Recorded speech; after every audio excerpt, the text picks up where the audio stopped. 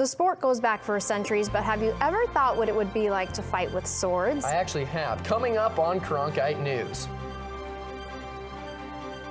We'll introduce you to the man who's bringing the historic sport to a home in Phoenix. You see it in movies and TV shows, but at Miracle Fitness, the medieval martial art of sword fighting is mounting a comeback. Hey, I go to this park and this dude teaches me sword fighting. Do you want to do that? And he's like, yeah.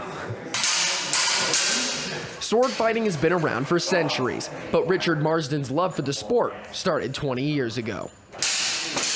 But I think, all of us are fascinated by sword fighting. It's in our films, right? We see it through Star Wars, we see it through Game of Thrones, we see it in The Three Musketeers, and there's sort of a romance to it, and so people want to learn that. Marsden does it all. He's the co-founder of the Phoenix Society of Historical Swordsmanship, a history teacher at Peoria High School, and a writer and publisher of 3 books about swords and different styles of fighting. And the reason that he's written all these books... No one else has. I have a lot of information in my head. I want to be able to pass it on to others. My ultimate goal is to take these dead martial arts and bring them back to life again. The Phoenix Society of Historical Swordsmanship used to meet in a park, but has since grown to include classes with as many as 30 students meeting 3 times a week at Miracle Fitness. 24-year-old Randy Reyes has been training with Marsden for almost 10 years. You all right? I'm not gonna lie, I thought it was a cult, because I see all these guys dressed in black and they're swinging swords at each other. I'm like, what are you introducing me to? I don't understand. But then once I started talking with Richard and everything, and just learning about the kind of like the history behind it and just like what the club was about, that interested me.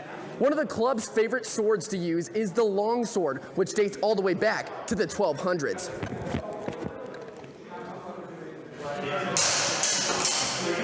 When we spar one another, we are not actually trying to kill one another, but we are trying to make our lethal techniques as close as possible work.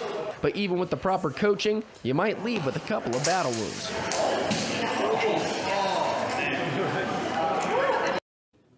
I did not end up winning the fight, but the Phoenix Society of Historical Swordsmanship is part of the Historical European Martial Arts Alliance with 229 locations found across the United States and 4 in the state of Arizona.